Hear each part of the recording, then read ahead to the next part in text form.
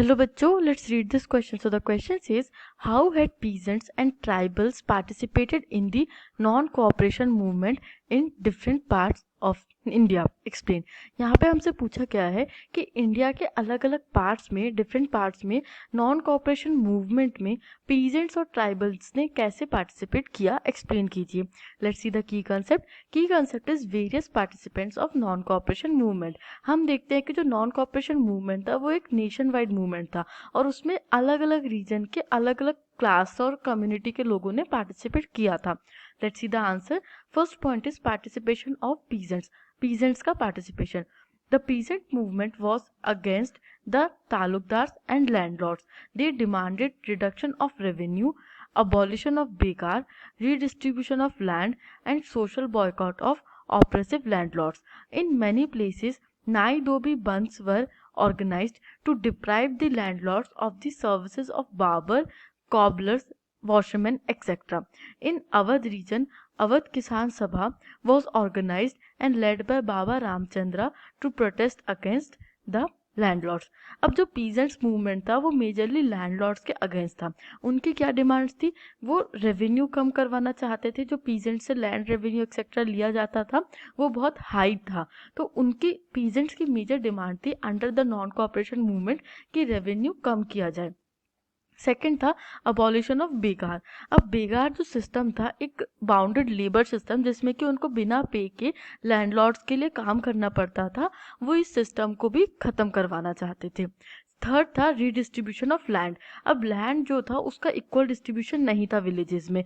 बहुत ज़्यादा amount of land landlords के पास या फिर जो रिच लोग होते थे उनके पास होता था, बट लैंड पे मेजरली काम करने वाले पुअर पीजेंट्स या लेबरर्स ही होते थे, तो इसलिए वो रीडिस्ट्रीब्यूशन ऑफ लैंड चाहते थे।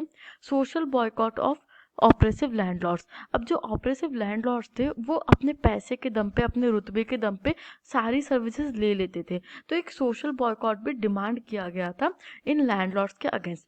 कई जगहों पे नाई-धोबी बंद भी ऑर्गेनाइज हुए थे जिससे कि जो लैंडलॉर्ड्स थे उनको जो बेसिक सर्विसेज होती हैं उनसे भी डिप्राइव कर दिया जाए, वो भी नहीं मिले।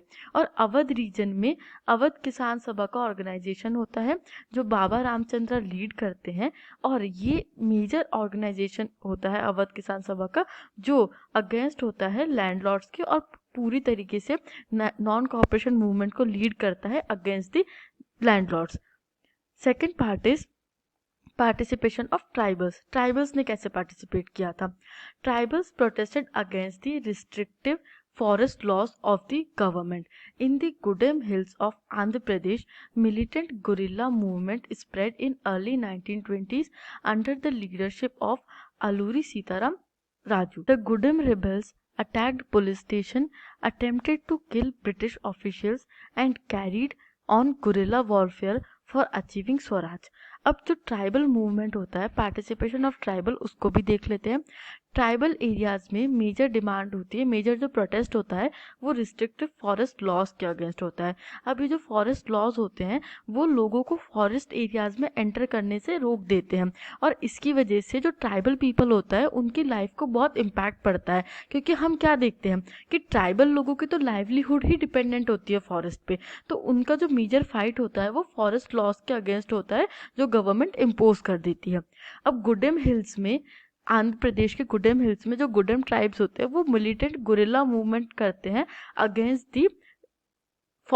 दी गवर्नमेंट। इस मूवमेंट को लीड करते हैं under the leadership of Alluri Sitaram Raju, और जो गुडेम रिबेल्स होते हैं वो एक मिलिटेंसी का यूज़ करते हैं, वो वायलेंस का यूज़ करते हैं, पुलिस स्टेशंस पे अटैक करते हैं, ब्रिटिश ऑफिशियल्स को मारने की कोशिश करते हैं, और वो गुरिल्ला वॉरफेयर से स्वराज चाहते थे। स्वराज मतलब कि सेल्फ रूल चाहते थे जिसमें उनको अलाउ किया जाए फॉरेस्ट का यूज़ करना जिस तरीके से वो चाहते हैं। तो इस तरीके से हम देखते हैं कि ट्राइबल्स और पीजेंट्स पार्टिसिपेट करते हैं नॉन कोऑपरेशन मूवमेंट में। I hope you understood this question. Thank you and best of luck.